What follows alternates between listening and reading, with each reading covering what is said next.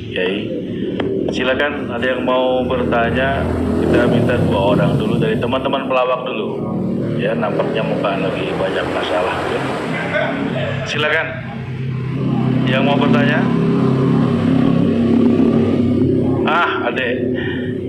Adek Jigo. Bismillahirrahmanirrahim. Assalamualaikum warahmatullahi wabarakatuh. Terima kasih Ustaz. Kebetulan saya pribadi juga sebagai komedian Ustaz, dan mewakili teman-teman semua, kakak-kakak, abang-abang semua.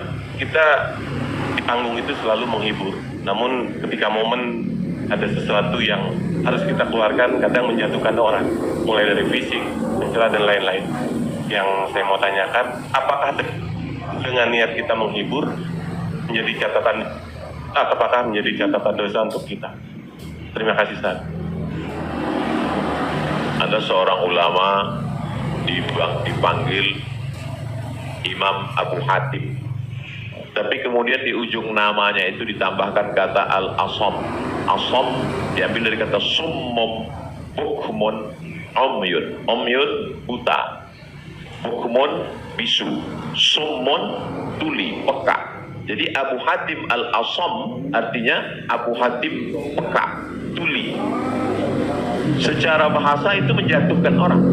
Siapa itu? Itu Abu Hatim peka, Abu Hatim tuli. Karena ada beberapa orang ada Abu Hatim, yang ini Abu Hatim peka, tuli. Tapi kenapa nama itu tetap tersemat di belakang namanya, dan tidak ada ulama yang melarang menggunakan peka itu di belakang namanya? Karena dia tidak merasa dijatuhkan dengan itu. Lalu kemudian itu pula tidak menjatuhkan dia di depan orang banyak. Apa sebab kronologis dia dipanggil Al-Asam? Dia seorang ulama. Suatu ketika dia sedang duduk, datang seorang anak gadis bertanya fatwa kepada dia. Saat anak gadis itu bertanya fatwa tentang hukum halal haram suatu masalah, mungkin karena wallahu a'lam bishawab atau saking groginya atau kentut anak gadis itu di depan dia. Dia ingin menjaga marwah, harkat, martabat anak gadis ini supaya jangan sampai merasa malu, maka dia diam, pura-pura nggak dengar. Akhirnya anak gadis itu nggak jadi malu, pulang dan dia cerita ke orang lain. Aku tadi mengalami begini, aku kentut di depan Imam Abu Hatim. Terus apa komen dia? Ternyata Abu Hatim itu peka. Panggil orang Abu Hatim Al-Asam, peka. Sampai akhirnya setelah anak gadis itu meninggal, Imam Abu Hatim Al-Asam panjang umurnya, meninggal anak gadis itu, barulah Abu Hatim mengatakan, aku sebetulnya nggak peka, hanya ingin menjaga kehormatan dirinya. Jadi kisah Abu Hatim Al-Asam dapat kita pahami 2 makna. Satu sisi ada saatnya kita menjaga kehormatan orang sampai mati dia. Tapi ada satu sisi kalimat yang nampaknya menjatuhkan sebenarnya tidak menjatuhkan selama kita masih saling paham, saling memahami, saling mengerti. Ada kata-kata yang mungkin kita gunakan tapi menjatuhkan dia. Padahal sepertinya pujian. Tapi ada kata-kata yang sepertinya. Jadi kalau sudah saling memahami, orang pun mengerti, maka dia tidak menjadi suatu celaan. Ya ayyuhalladzina amanu, hai orang beriman, ijtanibu katsiran minadh-dhann, jauhilah prasangka buruk, inna ba'dadh-dhanni itsmun, wala tajassasu, jangan mencari-cari kesalahan orang, wala yaghtab ba'dukum ba'dha, jangan ribah membicarakan aib orang lain, la talmizu bil alqab, janganlah kamu menggunakan gelaran-gelaran yang jelek. Bukankah tuli itu gelaran yang jelek? Iya. Tapi saat itu digunakannya bukan untuk menjatuhkan, dan mereka saling memahami tentang hal itu. Wallahu a'lam bishawab. Baik Ustaz, satu pertanyaan seputar dunia entertain. Ketika orang memerankan misalnya, mohon maaf lahir batin, main film seks, selama film itu diputar terus, sementara orangnya udah hijrah, dan saat ini film itu diputar, itu jariahnya seperti apa tuh Ustaz? Nah, ini mohon maaf lahir batin Ustaz. Hah?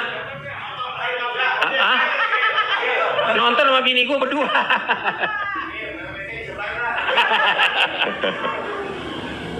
Man sanna fil islami sunnatan hasanatan, siapa yang membuat perbuatan yang baik, falahu ajruha, dia dapat pahalanya, wa ajru man amila biha, dan orang lain yang terinspirasi dengan itu. Jadi kalau paski membuat rumah tahfiz, lalu kemudian komunitas-komunitas yang lain terinspirasi dengan itu, maka dapat pahala min ghairi an yanqusa min ujurihim syai'un.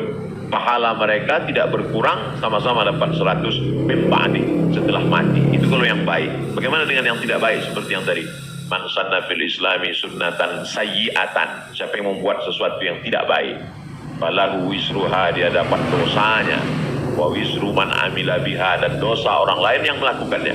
Setiap ada terjadi pembunuhan di dunia ini, maka Kabil dapat royalti karena dia yang pertama kali melakukannya. Tapi Kabil tidak sempat taubat, tidak sempat hijrah. Jadi kalau ada yang sempat melakukan perbuatan jelek, dosa, saat dia taubat, dia buat konferensi pers. Saya sudah taubat, sudah mu'alaf kalau dia tidak Islam. Kalau dia sudah masuk Islam, saya sudah hijrah. Maka saya meminta kepada seluruh jamaah yang ada di dunia ini yang masih menyimpan gambar, foto, video saya, tolonglah kalian delete, dan saya minta ampun kepada Allah Subhanahu wa taala. Lebih daripada itu sudah di luar kuasa dia. La yukallifullahu nafsan illa wus'aha. Allah tidak membebani orang lebih daripada usahanya. Ada seorang hamba berpesan di zaman Nabi sallallahu alaihi wasallam, nanti kalau aku mati, maka bakarlah jasadku, lalu campakkan debunya ke laut. Kenapa? Karena aku takut bertemu dengan Allah Subhanahu wa taala atas segala dosa-dosa. Disampaikan kepada Allah Subhanahu wa taala. Kata Allah, aku ampuni hambaku itu karena masih ada rasa takut dalam hatinya. Makanya khotib naik ke atas mimbar, pesannya ittaqullah, takutlah kepada Allah. Kenapa kurban Habil diterima, kurban Kabil tidak diterima?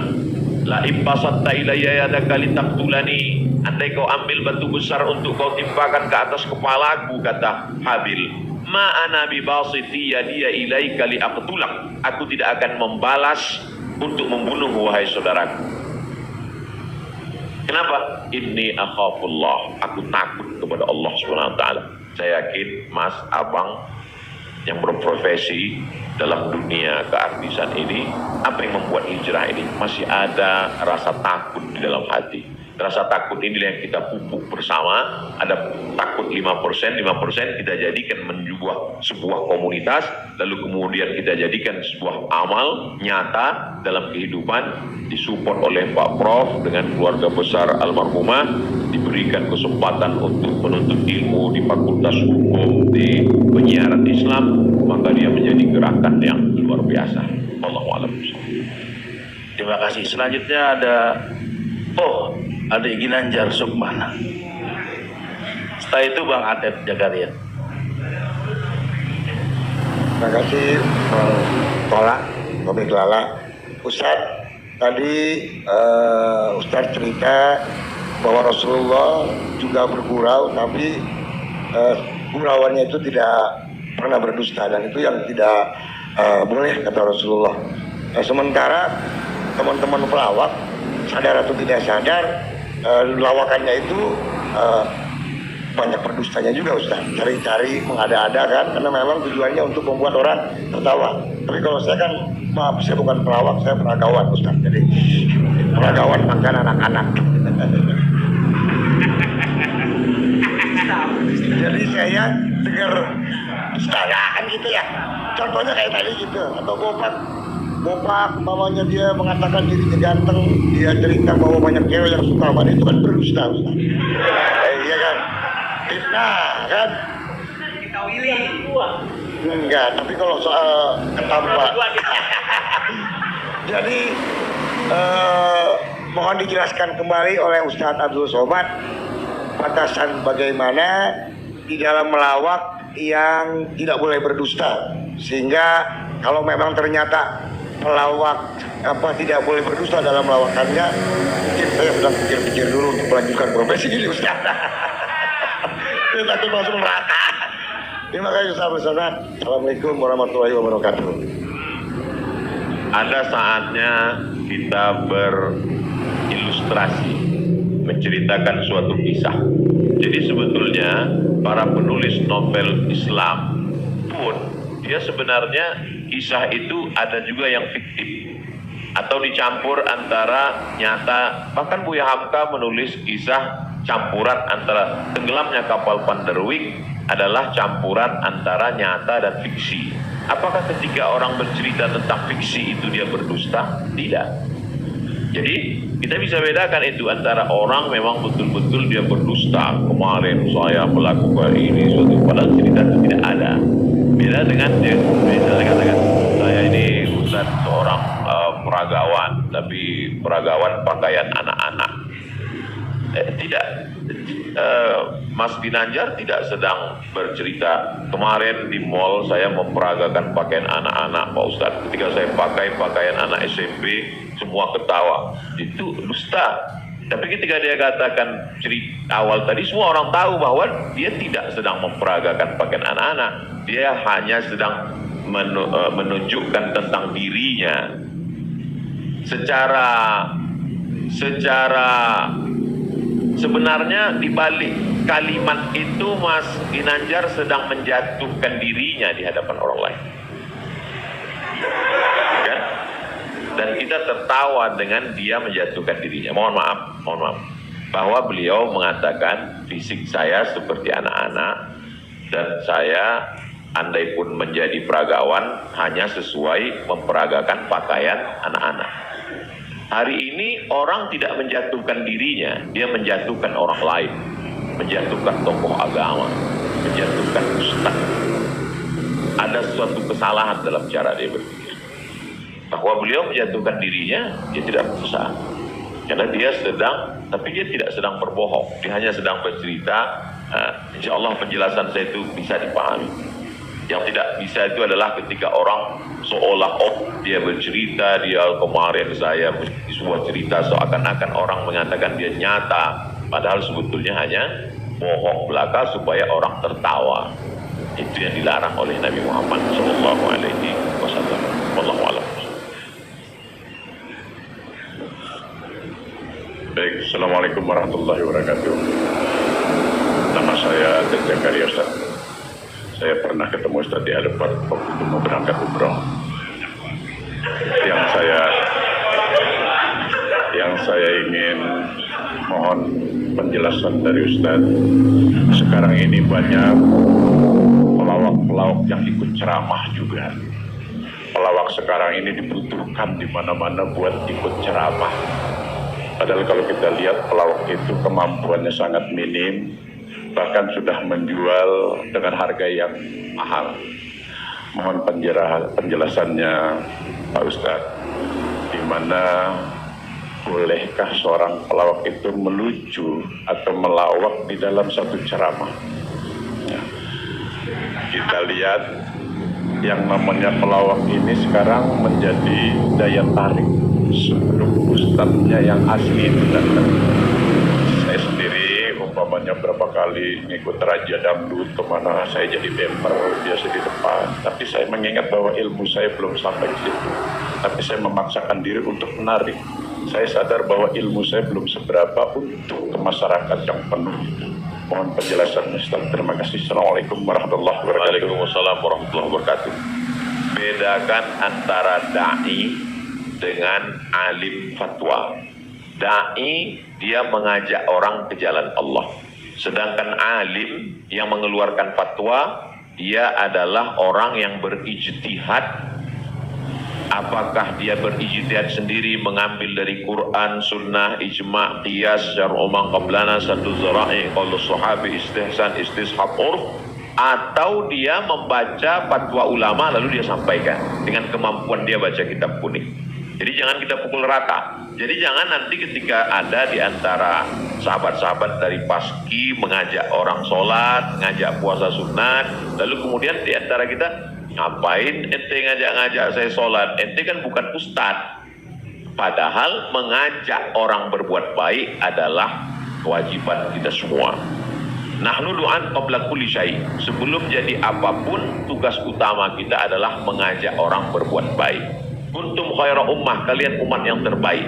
Kapan kita menjadi umat yang terbaik? 3. Ta'muruna bil ma'ruf, ajak orang buat baik. Wa tanhauna 'anil munkar, larang orang buat mungkar. Wa tu'minuna billah, beriman kepada Allah. Jadi kalau hanya sekedar ngajak orang sedekah, ngajak donasi buat rumah tahfiz, ngajak ngumpulin beras untuk santunan yatim fakir miskin, maka pelawak, boleh penyanyi, boleh polisi, boleh siapapun. Karena itu tugas sebagai seorang muslim, amar ma'ruf nahi mungkar. Yang tidak benar itu adalah ketika dia sudah dianggap sebagai ustadz dan ditanyakan suatu masalah dan dia terdesak, akhirnya dia bicara padahal dia tidak mengerti.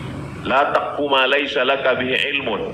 Jangan kamu bicara pada sesuatu yang kamu tidak tahu. Inna sam'a, telinga, wal basar, mata, wal fuad, hati dan pikiran, kullu ulaika kana anhu mas'ula. Kau akan disoal, kau akan ditanya, diminta pertanggungjawaban di hadapan Allah Subhanahu wa taala. Jadi kalau abang, mas diajak dalam acara dakwah sebagai pengantar supaya masyarakat mau mendengar, supaya ramai, hadirilah tabligh akbar Ustadz Fulan bersama grup Paski untuk sebagai pengantar 5-10 menit, silakan.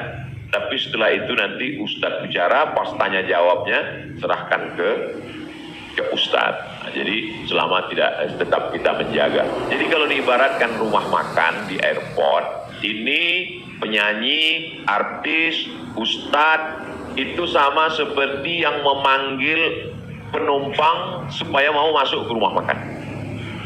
Bapak Ibu saudara sekalian yang mau perjalanan, silakan mampir ke tempat kami, silakan mampir ke rumah makan kami. Nah, ini yang ngajak. Nanti setelah orang mampir masuk ke dalam, baru dia ketemu spesialisnya. Yang mau makan soto di sana, yang mau soto Medan di sana, yang mau soto Betawi di sana, yang mau bakso di sana. Begitu lebih kurang. Karena masyarakat kita belum sampai pada level ngaji. Masyarakat kita ini 3 level.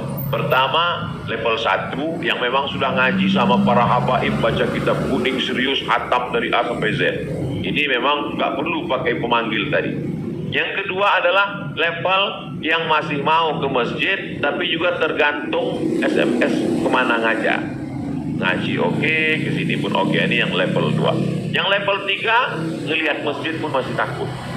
Makanya saya kalau tabligh akbar pengajian ke daerah itu saya bagi 3. Ada pengajian yang saya memang nggak mau di masjid, saya pengajiannya maunya di lapangan sepak bola, di stadion, supaya sampai ke grassroots.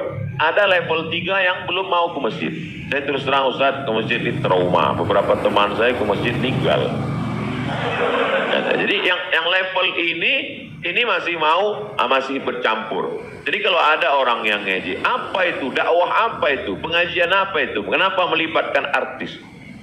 Ini salah satu cara.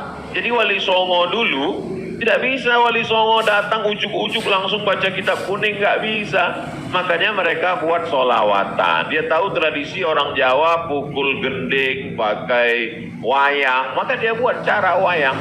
Dia pakai wayang.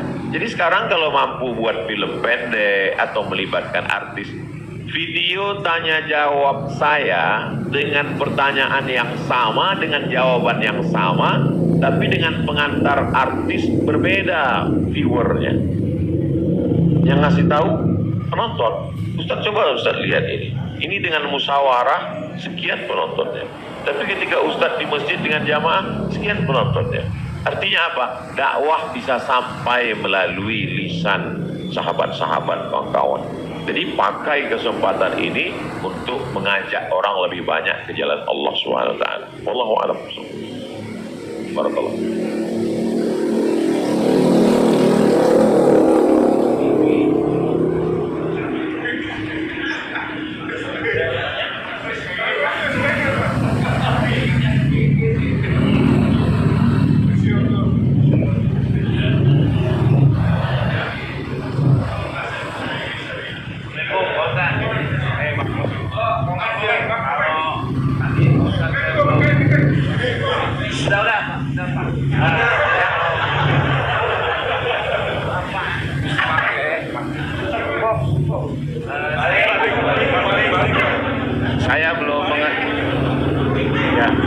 Saya belum paham yang tadi Pak Ustadz bilang apa wasa. Oh, lo jangan nyampur. Agama lo beda lo. Wasa apa? Ambil bercanda apa tadi? Pak Ustaz lupa ya, nanti saya jelasin lagi. Apa tadi? Wasaah kalau nggak salah. Nggak tahu, Ujang adanya kali. Ya Pak Ustaz. Ya itu wasilah. Wasiah. Wasalah mah habis dong. Hah? Sa'ah wasa'ah. Nah, itu benar. Sa'ah. Jadi ketika itu ucapan hadis Nabi. Ada seorang sahabat, dia datang menemui Nabi. Kenapa ketika kami duduk bersamamu ya Rasulullah di dalam Masjid Nabawi, di majelis ilmu, kami merasa dekat dengan Allah. Kami merasa takut kepada Allah. Tapi ketika kami pulang ke rumah, ketemu dengan anak istri bersenda gurau, kok rasanya beda. Lalu apa kata Nabi? Sa'ah wa sa'ah. Hidup ini ada masanya serius, ada masanya bercanda, ada masanya begini. Lau kuntum kama kuntum la safahatkumul malaikah. Seandainya kamu seperti itu terus, seperti saat berada denganku di hadapanku di masjid, tidak berubah-ubah, turun malaikat bersalaman dengan kamu, kata Nabi SAW. Jadi sahabat itu pun mengalami seperti yang kita alami dan kekhawatiran seperti kekhawatiran kita. Ketika kita duduk dengan Habib, dengan Ustadz di masjid, dengan Kiai, dengan Tuan Guru, terasa begitu full iman. Tapi begitu pulang ke rumah, kok begitu ya? Rasa yang kita rasakan sekarang dirasakan juga sahabat Nabi dulu, dan mereka tanya, kata Nabi nggak salah. Karena hidup ini ada sa'ah wa sa'ah. Sa'ah artinya bahasa Indonesianya saat. Semua ada saatnya, semua ada masanya. Selama tidak kita katakan, kamu kok mabuk kemarin? Semua ada saatnya. Ada saatnya mabuk, ada Allah.